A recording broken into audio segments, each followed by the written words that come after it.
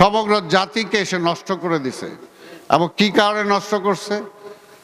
কারণ শেখ হাসিনাকে তো আপনারা ক্ষমতায় বসান নাই, ক্ষমতায় বসাইছে ওই ভারতের যারা আছে সেই মোদি তারা।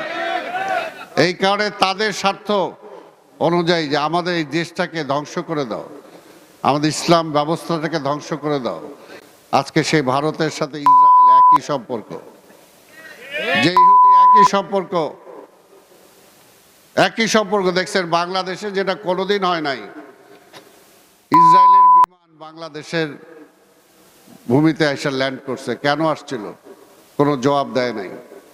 ইসরায়েলের যাওয়াও নিষেধ, ইসরায়েল থেকে আসাও নিষেধ, ওই পাসপোর্টের নিষিদ্ধ ছিল, আওয়ামী লীগের আমলে সেটা উঠাই দিছে। আজকে আমরা যেটা বুঝি যে আমাদের এই বাংলাদেশটা আমরা ধর্মপ্রাণ মুসলমানদের দেশ। যে যত কথাই বলুক এখানে তার বলে ওই হিন্দু বা অন্য ধর্মের প্রতি আমরা বিদ্বেষী না। বাংলাদেশে তারা সবচেয়ে আরামে আছে, সবচেয়ে আরামে। আমার ভারতে মুসলমান ভাইরাও এত আরামে নাই। কিভাবে সেখানে রক্তের হোলি খেলা। আর তারা বলে এইবার এই 5ই আগস্টের পরে সবচেয়ে আরামে দুর্গাপূজা করছে এবার হিন্দুরা। আমাদের নেতা তারেক রহমান এই বিএনপি সব লোকজনের নির্দেশ দিছে সব দায়িত্ব পালন করতে হবে।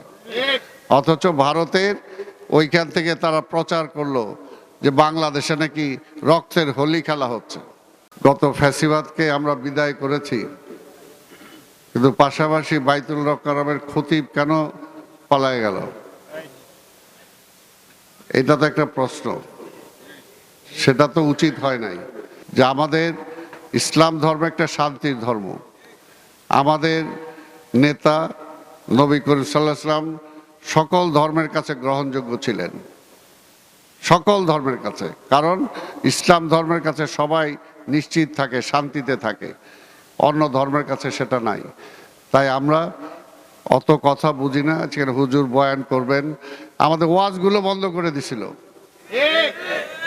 বাংলাদেশে ওয়াজ। কারণ ওয়াজ হইলে এই যে আজকে হুজুর এখানে বলবেন এবং তার মধুর সুরে তার বয়ান দিয়ে যে বলবেন, আমাদের প্রত্যেকটার মনের মধ্যে কিন্তু ওনার কথাগুলো হিট করবে।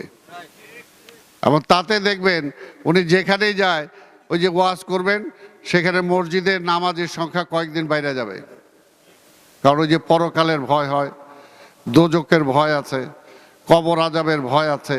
এগুলো হুজুর যখন বয়ান করবেন তখন আমাদের মনের মধ্যে কিন্তু একটু হলেও, কয়েকদিনের জন্য হলেও মিথ্যা কথাটা একটু কম বলার চেষ্টা করব, নামাজটা একটু পড়ার জন্য চেষ্টা করব, অন্যায়টা একটু কম করার জন্য চেষ্টা করব। সেই ওয়াজগুলো বন্ধ করে দিয়েছিলেন। হুজুরের কাছে, আপনাদের কাছে শুধু একটাই দোয়া চাবো, আমাদের সবার জন্য দোয়া করবেন। আমার নেত্রী বেগম খালেদা জি আজকে অসুস্থ, তিনি চিকিৎসার জন্য বাইরে গেছেন, তার জন্য দোয়া করবেন। আমাদের নেতা তারেক রহমানের জন্য দোয়া করবেন। তার বাইরেও রাজনীতিতে যারা আছে সবাই, দেশ পরিচালনায় যারা থাকবে সবার জন্য দোয়া করবেন।